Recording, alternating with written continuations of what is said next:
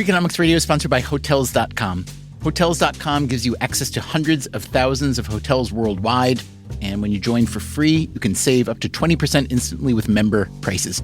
Plus, every stay earns rewards. So when you book one trip, you're already lowering the cost of the next one. Hotels.com is simple, rewarding, and designed to help you get more out of every stay. Sign up for free and book today. Hotels.com. It's all in the name. Freakonomics Radio is sponsored by Amica. You know what they say, if you want to go fast, go alone. If you want to go far, go together. So go with Amica and get coverage from a mutual insurer that's built for their customers, one that looks after what's important to you together. Auto, home, life, and more, coverage that fits your unique needs. Amica helps you protect what matters most. Visit amica.com and get a quote today.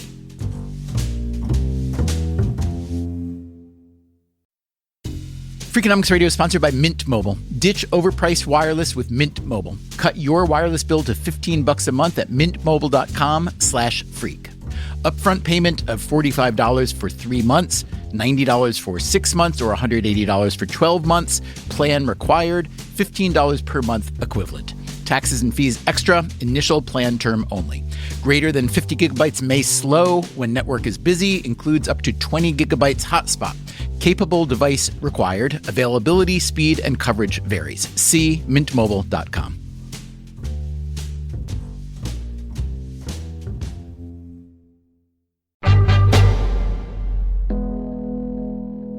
In our previous episode, we looked at the benefits and costs of one of the most contentious economic policies around. Just these really bare-knuckled arguments.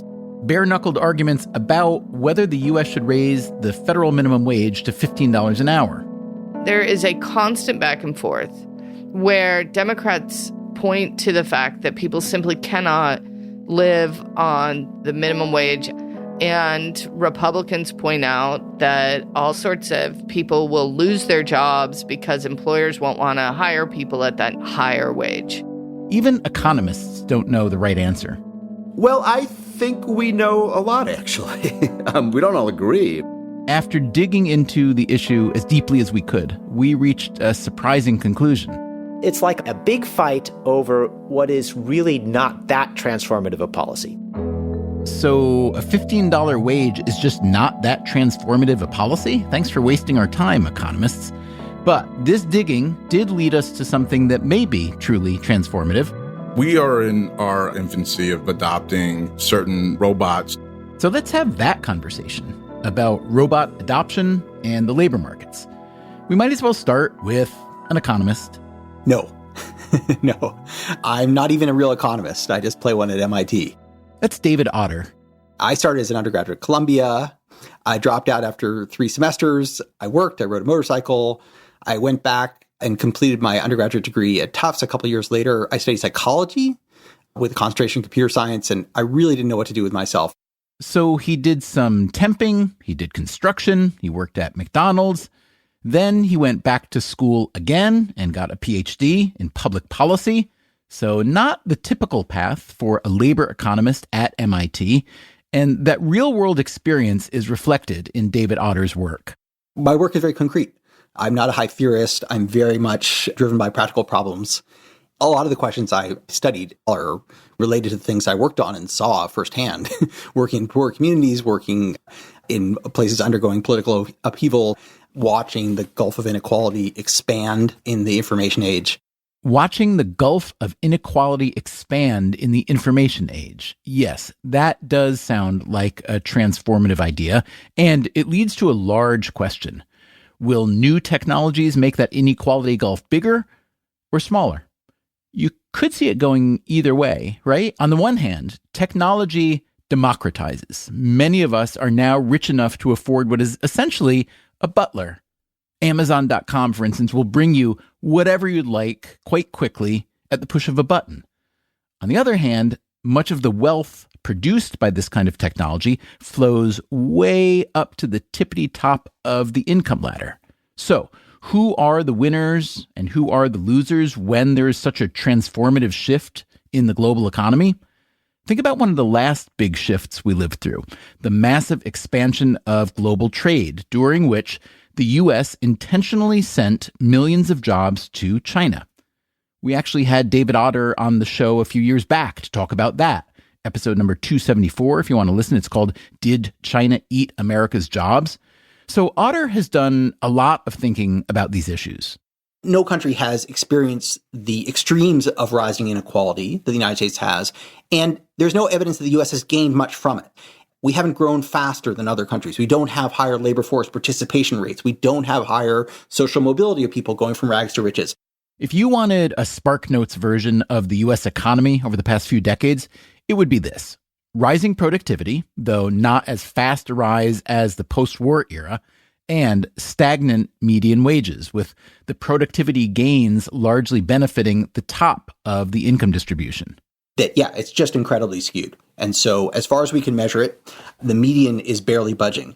And now, after all that, it's time to consider another very, very large disruption. Because you know that robot future you've been hearing about? Open the pod bay doors, Hal. I'm sorry, Dave. I'm afraid I can't do that. Yeah, well, the future got here yesterday. Good to see you again. I like your shirt. Thank you. So tell me, how you feeling today? I'm feeling pretty good. You're welcome.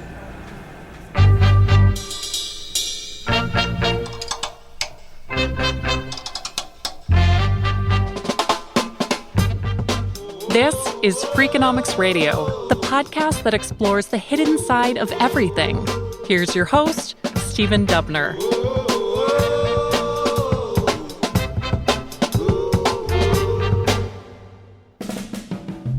In the spring of 2018, David Otter was asked to co-chair an MIT task force called The Work of the Future.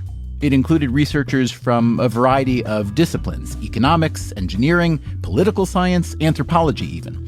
The mission was to explore how new technologies like robotics and automation will affect labor markets, especially whether certain groups of workers would be left behind.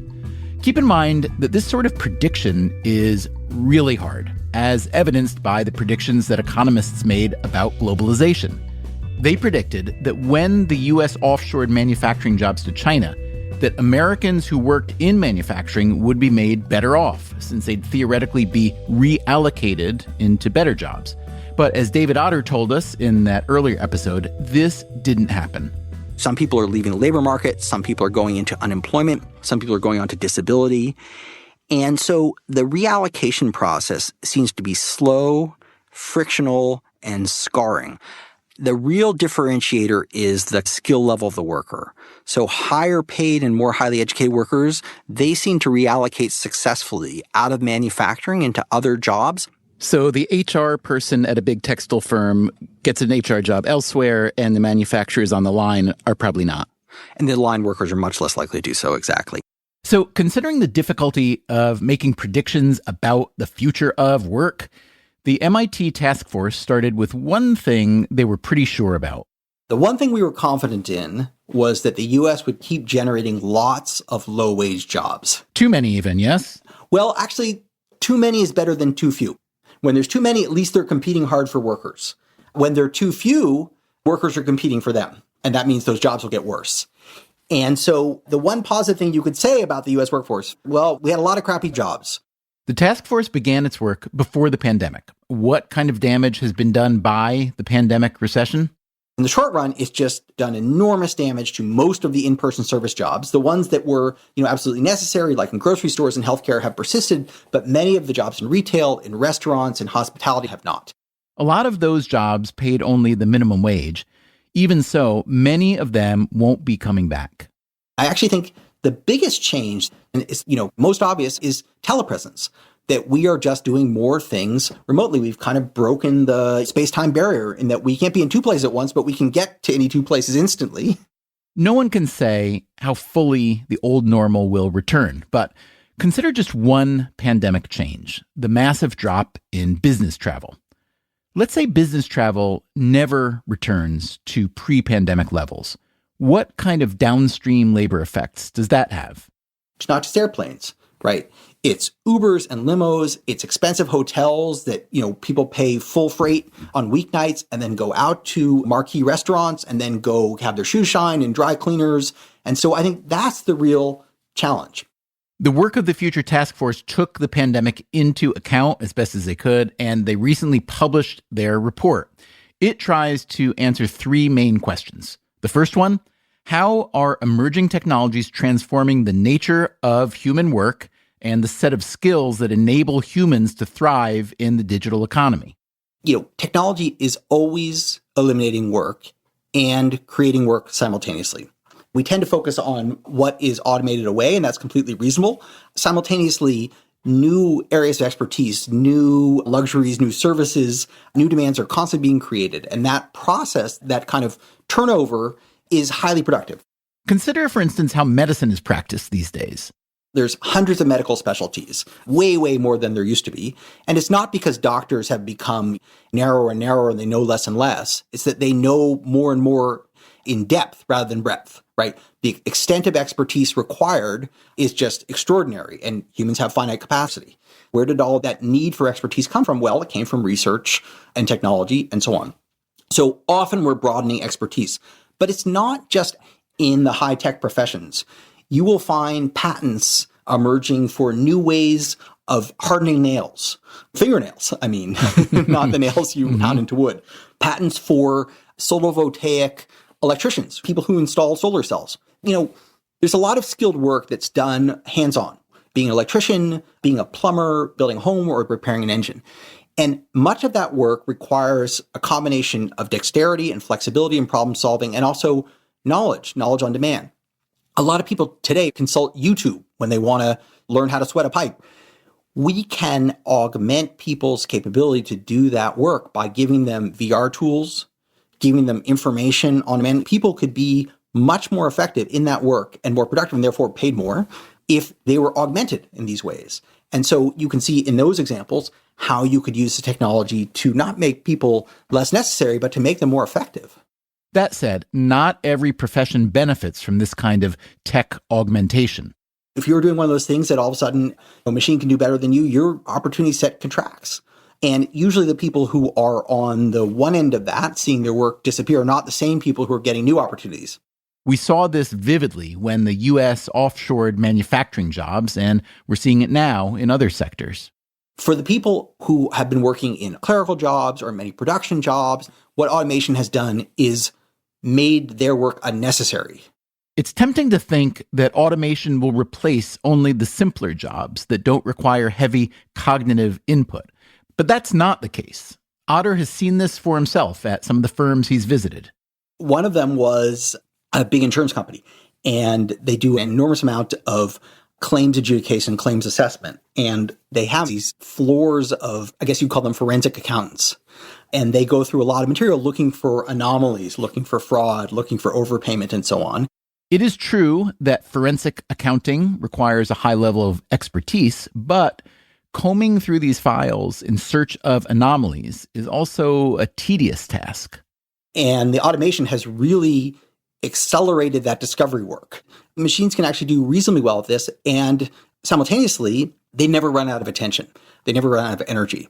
Let's say machine learning and artificial intelligence can be used to find these anomalies. Does that mean that the people who used to find the anomalies are out of work, or they have a different style of work, a different amount of work? So definitely the total head count of people who need to do this work is shrinking. Now, they're mostly not firing people, but they slow down hiring. The work, I think, that remains is quite interesting. There's less tedium and more action. But it does ultimately mean, I think, a reduction in the number of people doing that work. The automating of work is itself big business, even if it hasn't gotten much attention yet. One of the major firms in this space, UiPath, practices what is called robotic process automation. UiPath is currently valued at around $26 billion and plans to go public soon. Companies like Microsoft have also bet big on automating software. If you are the kind of person who hears this and shudders at the thought that technology is destroying our way of life, well, there is a long history of such thought. Aristotle had the same concern, and in ancient Rome, some technologies were outlawed because of the expected job loss. In the most recent century, if you've ever watched a movie, you have likely come across at least one fever dream of technology run amok. Oh, it's alive! It's alive! It's alive! It's alive! And fears of a robot apocalypse. A Blade Runner's job is to hunt down replicants, manufactured humans you can't tell from the real thing. Skynet begins to learn at a geometric rate. It becomes self-aware at 2:14 a.m. Eastern Time, August 29th. We don't know who struck first, us or them. But if the overall goal is to make good policy and economic decisions about our collective future, we probably shouldn't base that policy on movie plots. As history has shown again and again and again, the fear of new technologies tends to be overstated, and the gains from technology make most people better off. But maybe, you're thinking, maybe this time is different. In the old days, when the automobile replaced the horse and carriage, if you lost your job as a carriage maker or a stable hand, you could probably find work in an auto plant. What about today? A recent paper by Daron Acemoglu and Pasquale Restrepo found that a single industrial robot will typically reduce employment by as many as 6 human workers. David Otter again. And, I can understand why companies would do that. It makes a lot of sense. Labor is a cost. No one hires workers for the fun of hiring workers. They hire workers because they need things done. If they could have machines that did it, without complaining and cost less, that's what they would do. But we have a public interest in something more than that. We're going to have lots of people. The machines ultimately work for the people. We want to augment the people. And there are many highly valuable social problems that could use automation, could use investment, and we underinvest in. For example, healthcare. Consider this healthcare checkup. Hi, so I have Dr. Samalusi. He's going to be evaluating you today, okay? Okay. Hello, my dear. How are you? Hi, I'm okay. How are you? Good to see you again. I like your shirt. So tell me, how are you feeling today? Yeah, I'm feeling pretty good. No complaints today, really. Abiola Famalusi is a doctor who works with a nursing home in Westchester County, just outside of New York City. It is called Andrus on Hudson. Can you open your mouth for me? Say, ah. Okay, good. Can you lift both hands up for me? Lift your hands up for me. Both of them.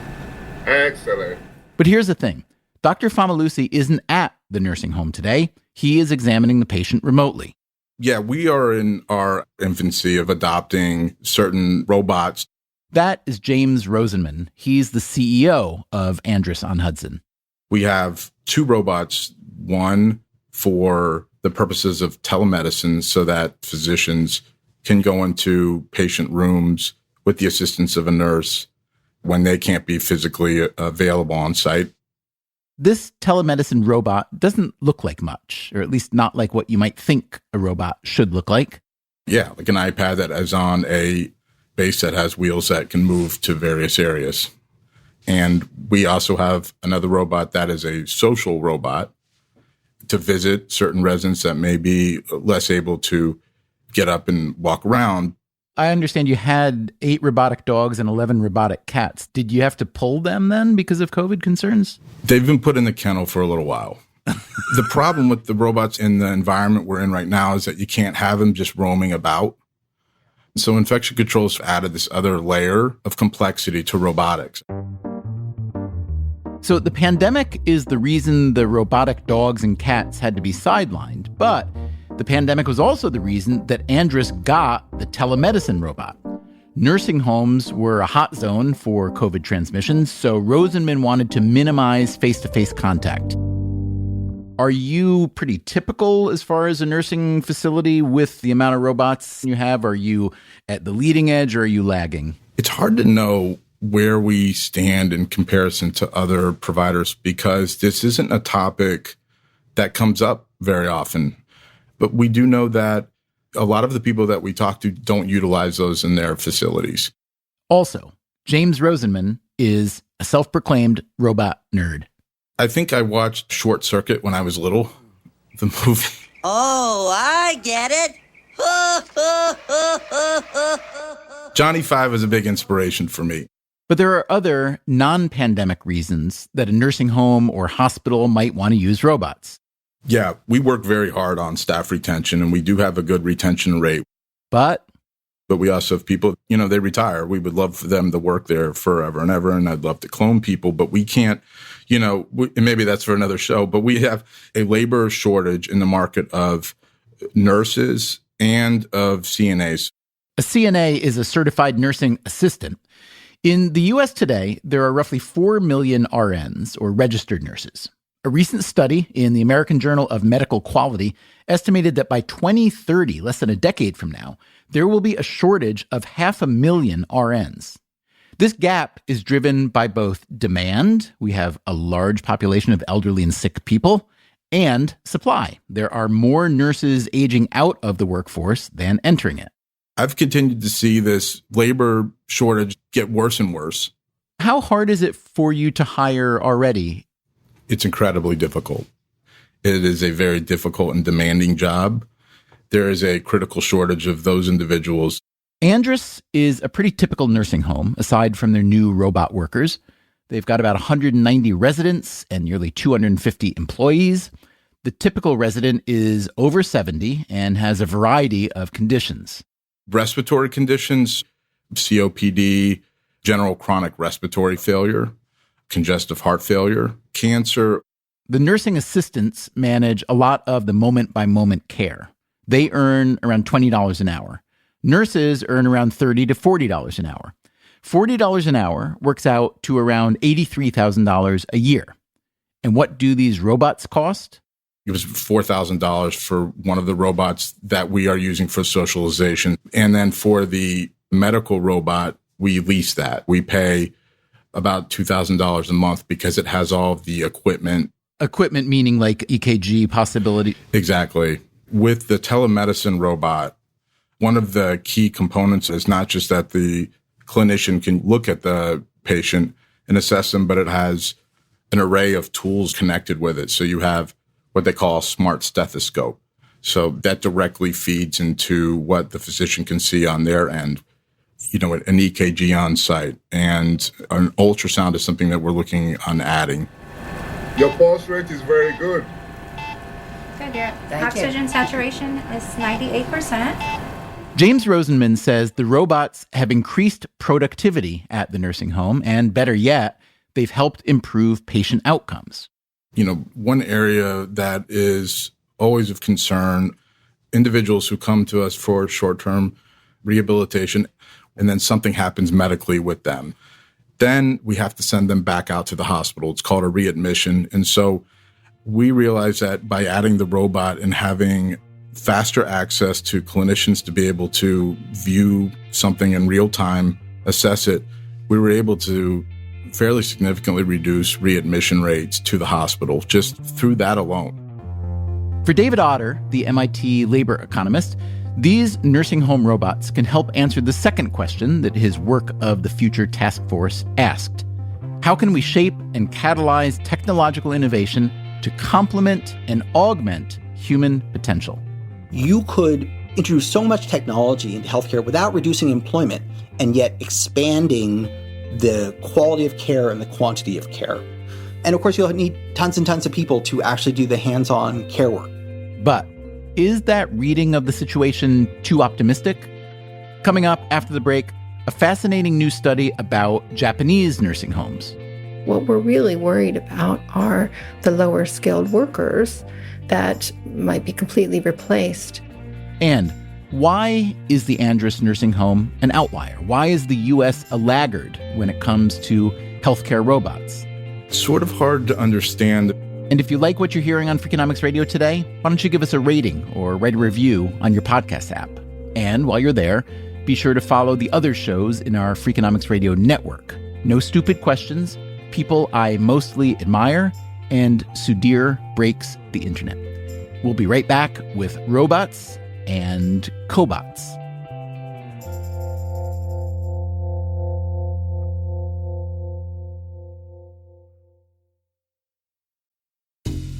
Freakonomics Radio is sponsored by Cash App.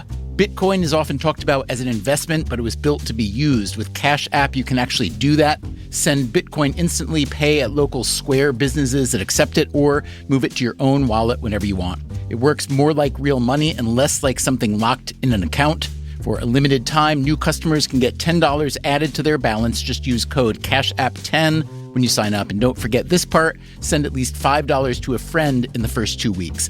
Terms apply. Cash App is a financial services platform, not a bank. Banking services provided by Cash App's bank partners. Bitcoin services provided by Block Inc. brand. For additional information, see the Bitcoin disclosures at cash.app/legal/podcast.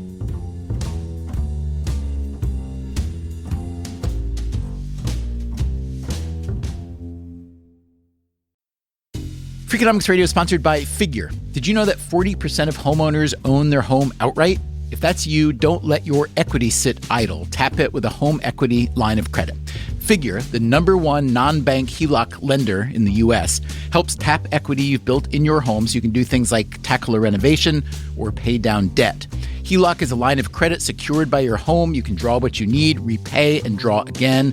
Figure offers a 100% online application. Get approved in 5 minutes and funding in as few as 5 days. It's faster than a bank loan and cheaper than a personal loan. Check your rate today without impacting your credit at figure.com/freakonomics.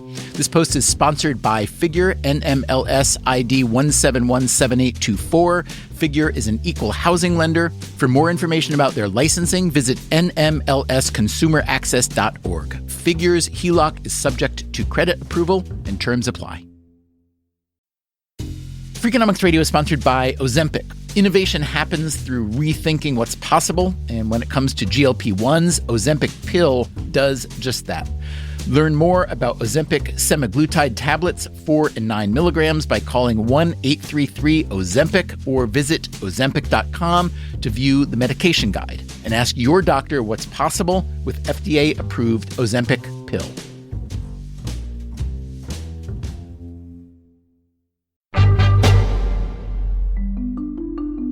The MIT labor economist David Otter was co-chair of a task force on the future of work, specifically how the U.S. workforce is integrating and adapting to new technologies.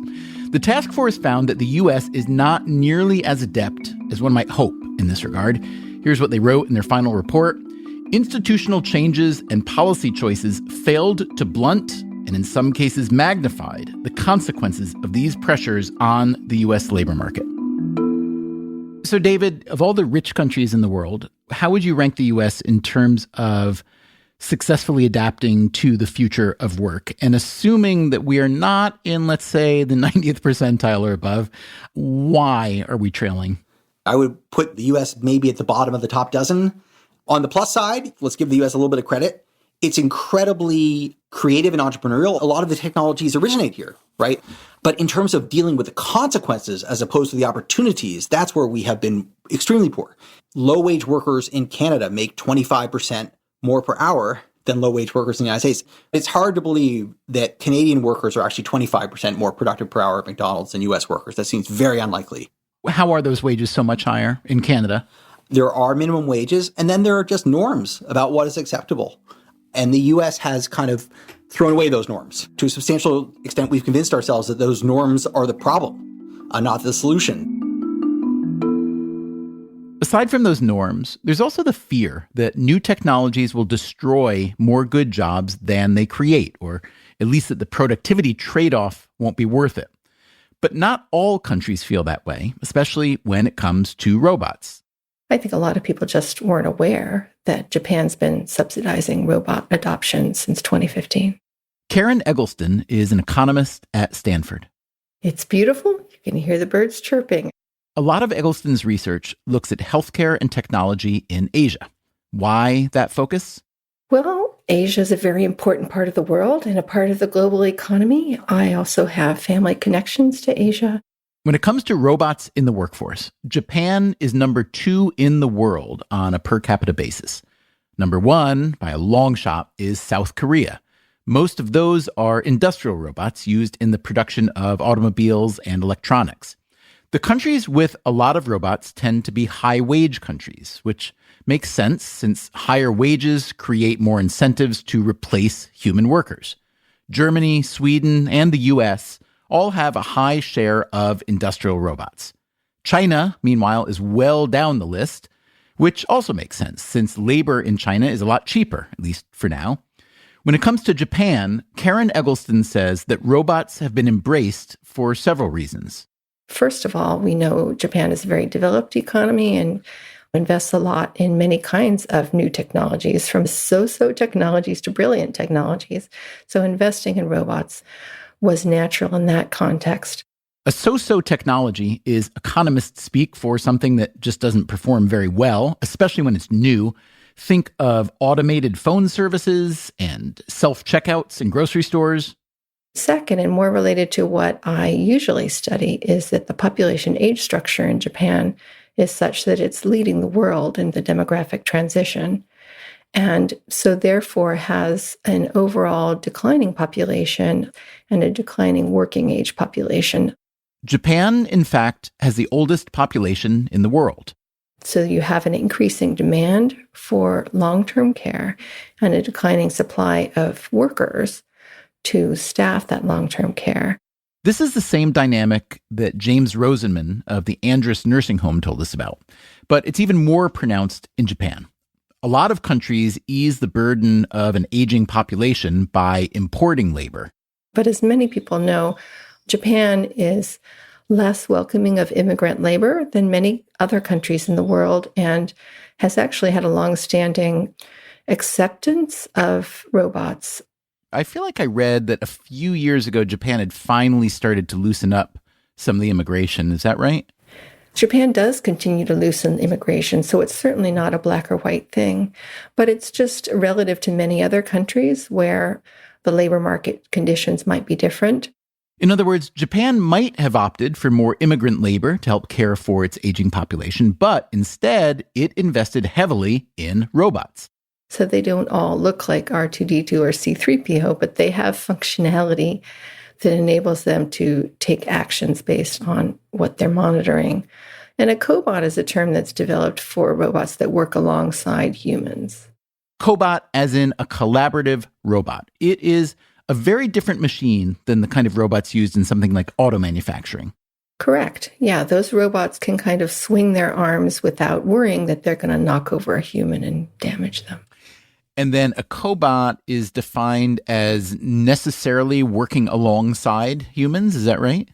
That's the idea, is that they can work alongside. They're not only aware physically of the human's presence, but they can productively interact with the human.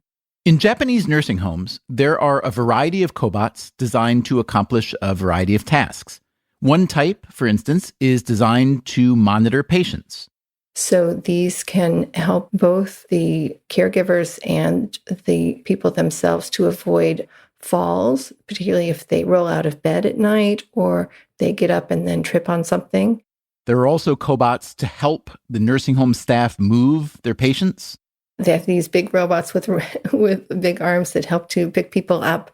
Others that actually are worn by the caregiver really need to strap onto the body when they're trying to move someone from the bed to a chair or back again. So they're not shaped like a human, but to fit onto a human body. And these robots are trying to address the issue of back pain that caregivers often experience and leads to turnover and therefore poor outcomes for long-term care. Other robots help with other activities of the individual, such as being able to move directly themselves and to function independently, to help with taking a bath or walking around. So unlike the typical robot, a cobot is designed to complement human labor rather than replace it. That, at least, is the theory. Karen Eggleston, being an economist, wanted to test this theory. She and two colleagues, Yang Li and Toshiaki Iizuka, set out to gather and analyze data from 860 nursing homes in Japan. We focused on nursing homes partly because that's where this population aging question is really most manifest, and also because the huge debate about technologies is, yes, we know that surgeons' jobs will be affected by technology. But what we're really worried about are the lower skilled workers that might be completely replaced. A lot of the research in manufacturing has shown that to be certainly a worry that has foundation. Eggleston and her co-authors were able to collect a variety of data for this study. First, wage and employment data from these nursing homes. This included whether a given employee was a so-called regular worker, which was usually a full-time position and paid fairly well, or a lower-paid non-regular, meaning a part-time or flex worker.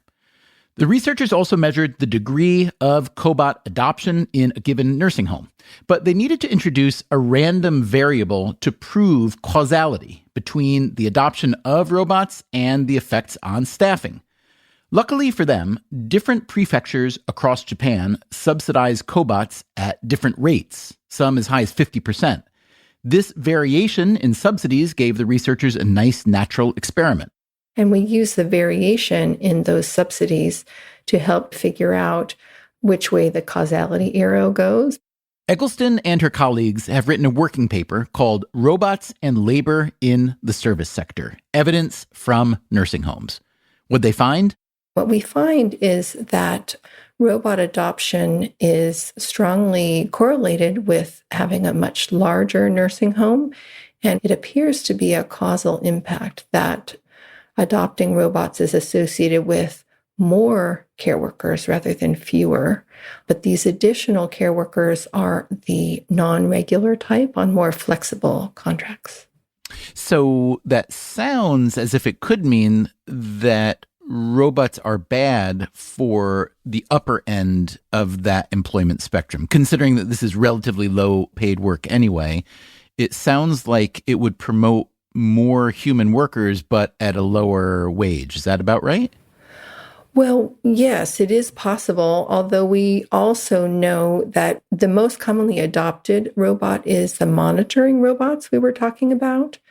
And they are helping to reduce the long night shifts that nurses and care workers have to do. So we think that part of the effect is that the workers have a reduced burden of care. And yes, we do find a lower wage of a modest amount for the regular nurses. But if the case is that they have shorter work days, then it's not clear that that's actually a welfare loss. When I first read your paper, the sort of sunny headline that I wrote in my head was, "We thought robots were the enemy of workers, and now it looks like they are best friends." That's a little bit too sunny, isn't it? Yeah, I think it is a little sunny, although it is a little bit surprising. And depending on how they're adapted, this automation, yes, it will replace some of the tasks that care workers do.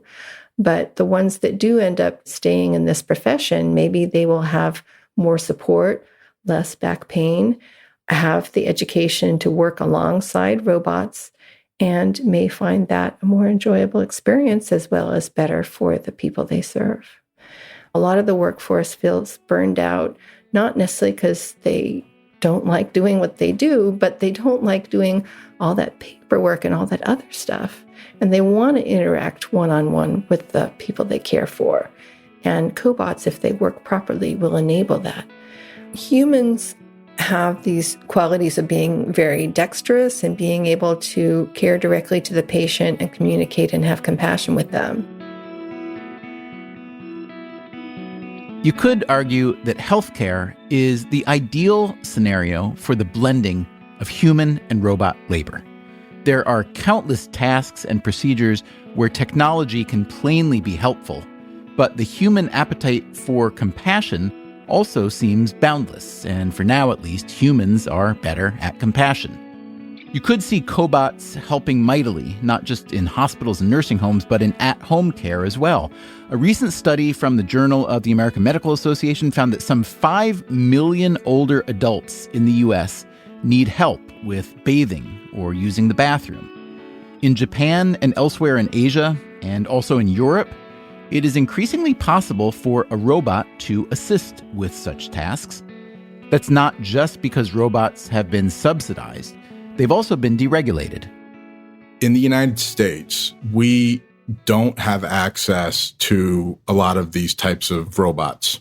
That, again, is James Rosenman, CEO of the Andros-on-Hudson Nursing Home. And why don't we have more access to these types of robots? It's a good question.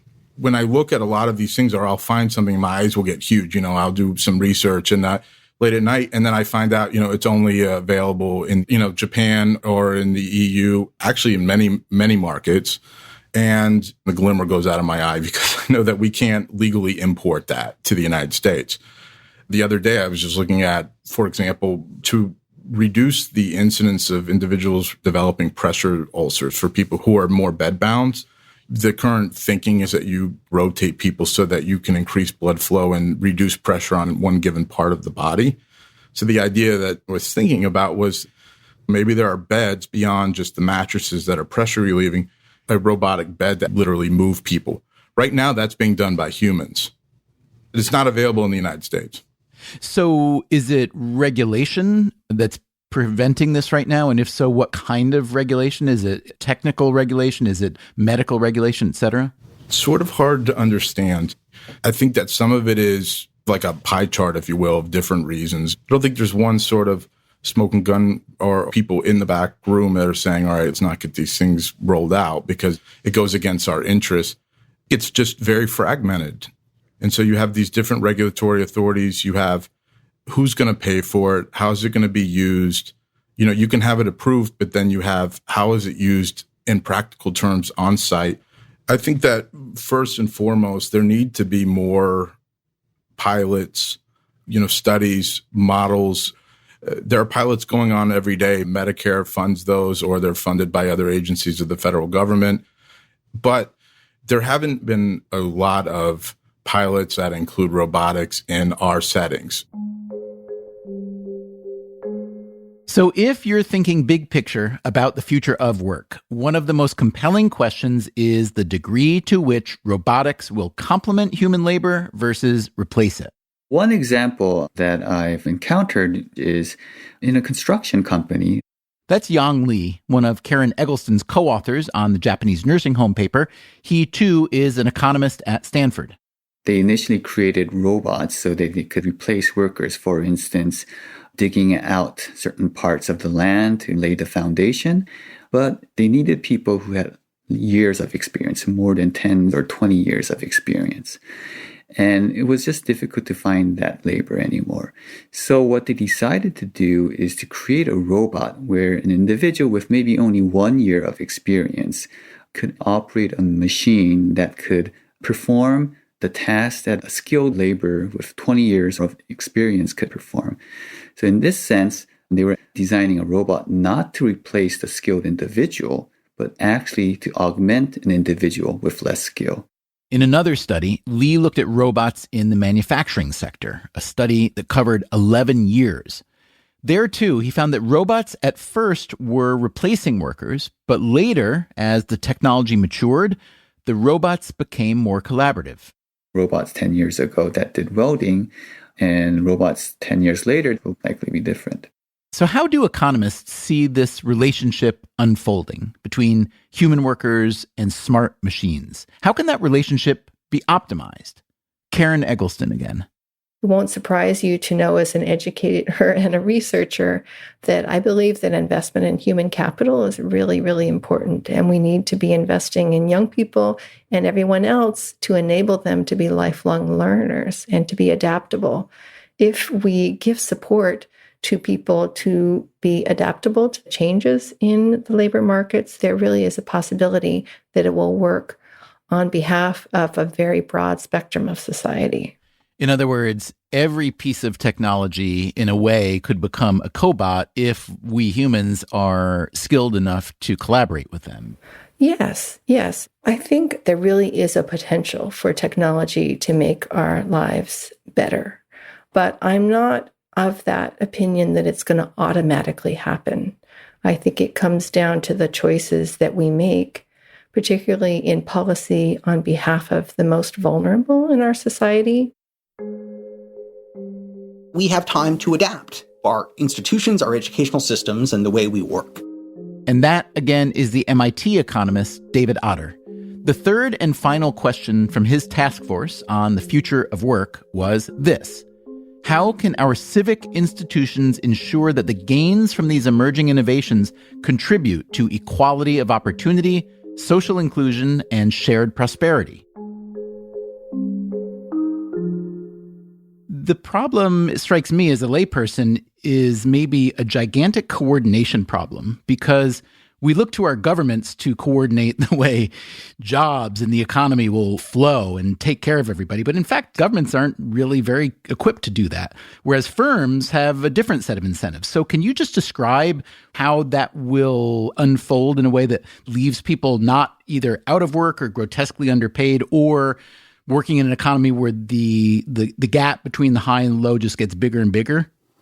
So first, I want to argue that the government actually can do a lot, and that we in America tend to deride our government and assume, it can't be effective. But in many ways, history demonstrates just the opposite. And you don't have to look very far back in history. Just look back a year when the government passed the CARES Act and overnight essentially took 10% of GDP and said, hey, we're going to send this to households, to businesses, and to the unemployed to keep this pandemic from turning into an economic catastrophe. And it was highly effective. And the government, similarly has been effective in shaping technology over many generations, right? The U.S. had a leading patent system. It's in our Constitution. But the U.S. has also invested in R&D through our universities, in health development, and so on. So it actually plays a big role, and even setting the rules of the road. To that end, the MIT Work of the Future Task Force had some concrete recommendations. They include heavy investment in education and job training, both in schools and through private firms, improving the quality of existing jobs via policies like a higher minimum wage and labor organizing protections, and reforming the tax incentives that privilege capital investments over labor. If you think all that sounds a lot like the recommendations we've been hearing about for a few decades now, I agree. So you might be forgiven for thinking these adjustments won't happen, at least not in time to deal with the robotic revolution. But David Otter isn't panicking. The revolution may be inevitable, but it's not instantaneous. The technology is spectacular, and it's going to have momentous impacts, but they're unfolding gradually. They often take years to decades. Think about the gap between the hype about driverless cars and the number that you don't yet see on the roads. And many of the things are still a ways off. These things will happen, but they take time. Let me ask you to cast your mind forward, let's say between 10 and 20 years. It's pretty easy to foresee that a lot of low-skill jobs will be replaced or very much amended. But let's say even a lot of medium and high-skill ones. Let's say economists and writers and podcasters and forensic insurance agents. Let's say that many, many, many of those jobs get essentially wiped out by some combination of robots and cobots and artificial intelligence and machine learning. Wouldn't that mostly be a wonderful thing? So it's wonderful in one sense. It means we are now much richer. We can do everything we were doing and yet not use any labor to do it. So we have incredible leisure opportunities. Therefore, we have incredible productivity, incredible wealth. The problem that creates is twofold.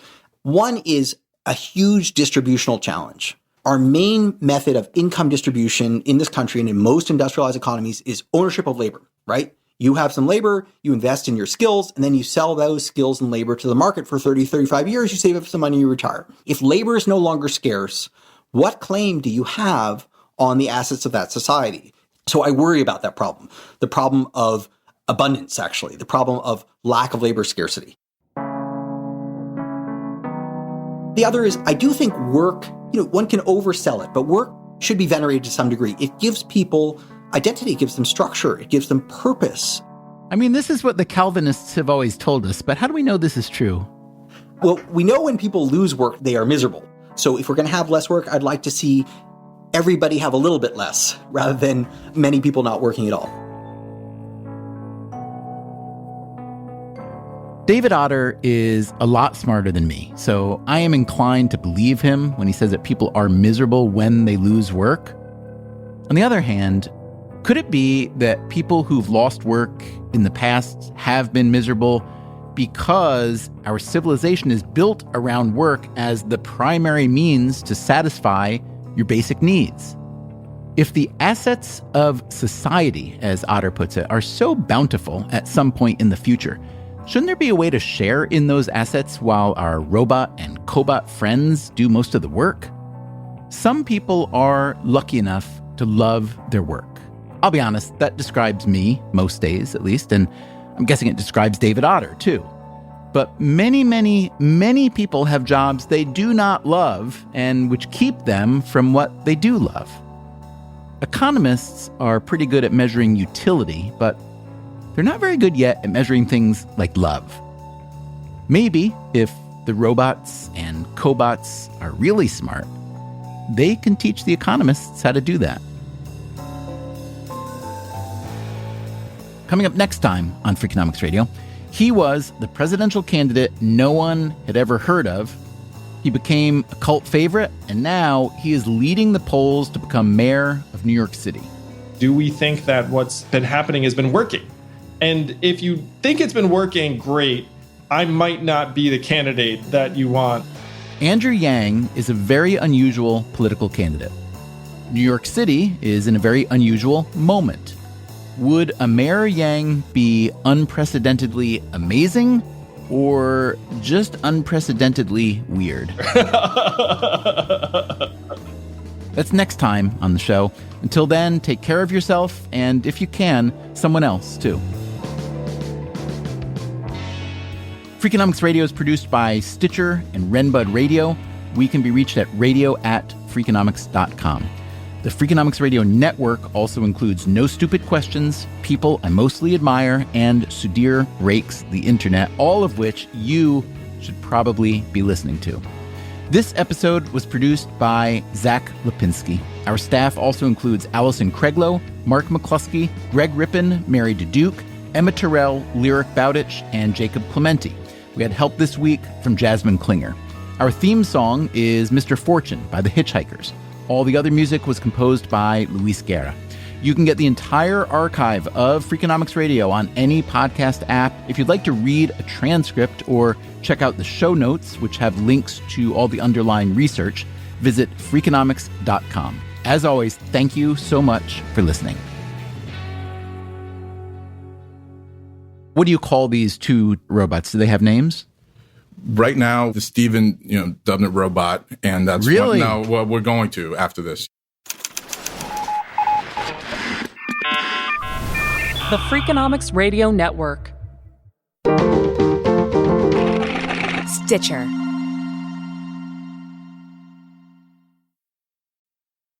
Freakonomics Radio is sponsored by Ozempic. Innovation happens through rethinking what's possible, and when it comes to GLP-1s, Ozempic pill does just that. Learn more about Ozempic semaglutide tablets, 4 and 9 milligrams, by calling 1-833-OZEMPIC or visit Ozempic.com to view the medication guide and ask your doctor what's possible with FDA-approved Ozempic pill.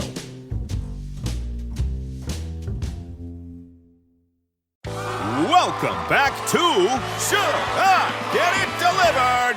Contestant, you're out of food and your meds, but are too tired to get up. Do you A, pout, B, beg your roommate, or C, get Walmart to deliver it all same day? Same day? Who knew? Gonna go with C, Walmart. That is correct. Walmart offers same-day delivery for prescriptions, groceries, and more. I love not leaving my couch. Walmart. Who knew?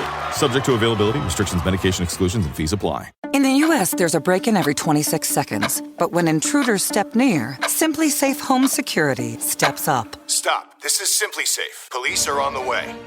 Using AI alerts, U.S.-based live agents help deter break-ins. Simply Safe, no long-term contracts. Save 50% on your new system with professional monitoring at simplysafe.com/SXM or with promo code SXM. Outdoor deterrence requires a Simply Safe Active Guard outdoor protection plan starting at $49.99 a month. Visit simplysafe.com/licenses for alarm license information. Tennessee 2012.